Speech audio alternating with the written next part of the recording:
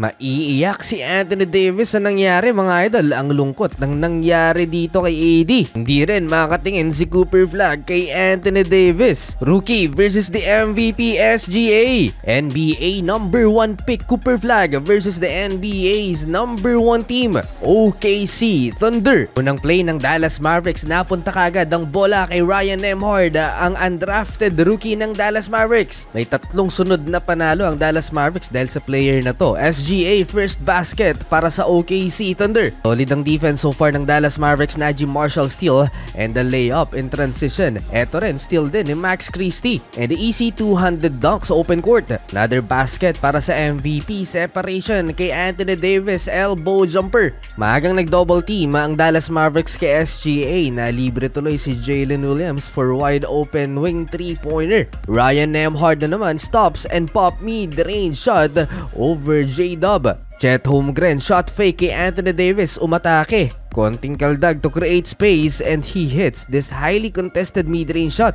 Cooper Flagg nag-cut, nagkaroon ng pagbukas sa depensa ng OKC Thunder. Saktong-sakto naman ang assist ni Ryan Nembhard for an alley-oop dunk. Surprisingly mga idol, walang tambakan na nangyari sa first quarter. Pumalag ang Dallas Mavericks at nahirapan ang OKC Thunder. Parehong maalat sa tres ang OKC at ang Dallas Mavericks, tag-isang tres pa lamang in 10 minutes. Cooper Flagg defense, iniwan lang ni Cason Wallace. Lumamang ang Dallas Mavericks 19-17 pero gumawa naman ng run ng OKC Thunder at nakalamang ulit sa Mavs. Ang bench ng Dallas Mavericks pa, ang leading scorer nila si Brandon Williams with 7 points, 3 out of 4 sa field. Almost perfect game sa first quarter. SGA sidestep. Nabuhayan ng crowd 27-24 pero sumagot si D'Angelo Russell ng 3-pointer to end the first quarter. Tabla sa 27 mga idol ang talaan. Currently may 21 wins and only 1 loss ang Oklahoma City Thunder at 13 win streak.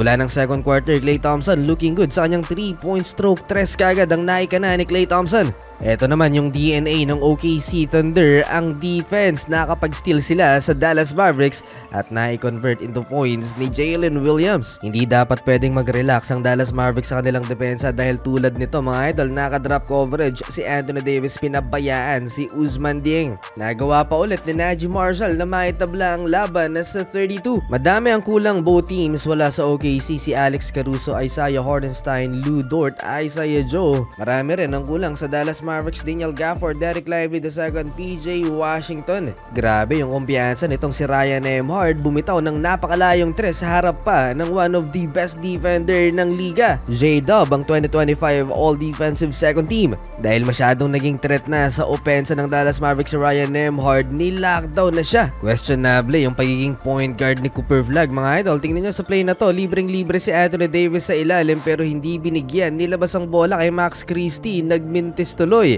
Disappointed at na-pissed off si AD mga idol. As point guard, nag-average lamang ng 14 points per game si Cooper Flagg pero na maging forward siya, 20 points average na si Cooper.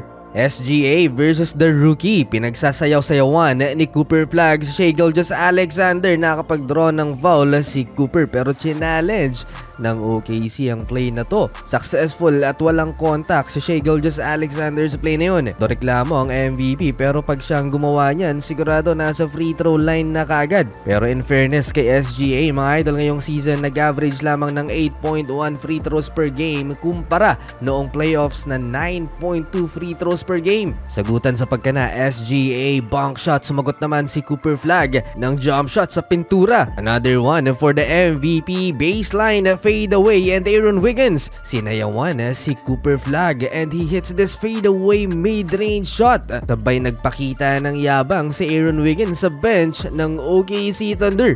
Gusto naman ni Cooper Flagg na ipahiya ang MVP sa kanilang court mga idol nang tangkain ng number 1 rookie namang posterize sa Oklahoma. One step ahead sa SGA, finaul si Cooper Flagg. Anyari kay Anthony Davis, 14 minutes na naglalaro na sa court, 0-4-3 sa field si AD. Hindi makakapagtala ng puntos sa OKC. Kahit sa free throw mga idol, nagmintis din ng 2 beses si Anthony Davis. Kahit ang rim mukhang inaayawan si Anthony Davis. Last possession ng Dallas Mavericks, sinabayan ng napakaraming player ng OKC Thunder si AD. 20-8 run for the defending champ to end the first half. 63-48, 15 na ang hinahabol ng Dallas Mavericks. Start of third quarter, nagbabakasakali si Anthony Davis na maputol ang kanyang sunod-sunod na mintis. Eto, mintis ulit.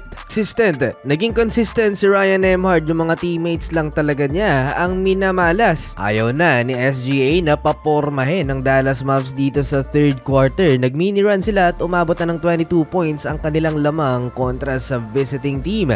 Napatawag kagad ng timeout si Coach Jason Kidd. Another 20-point game for the MVP. Tuloy ang 20-point streak ni SGA. Ito ang nakakatakot pag kumana ang Big 3 ng Oklahoma City Thunder, J-Dub, Chet Holmgren at si SGA, dahil sigurado na matatambakan ng kalaban. Nangyari nga yan dito sa third quarter kung saan kumana din si Chet Holmgren at si Jalen Williams. Pinanood lang ni Anthony Davis at Cooper Flagg ang dalawang maliit na player ng Dallas Mavericks na makatapat si Chet. Tinamad na dumepensa ang dalawa. Minalas na din ang rookie and one play sana sa play na to, pero natawagan ng offensive foul. Kung wala na talaga ang tuhod ni Anthony Davis, nalagay na naman sa alanganin halfway ng third quarter. Palitan na lang ang tuhod, kunting banggaan lang umaaray si Anthony Davis. Parang ayaw na rin ni Cooper Flagg kay AD. Mga idol, tingnan nyo yung reaction dito ng rookie. Inupo na si Anthony Davis after nyan at matindi ang pagkakabalot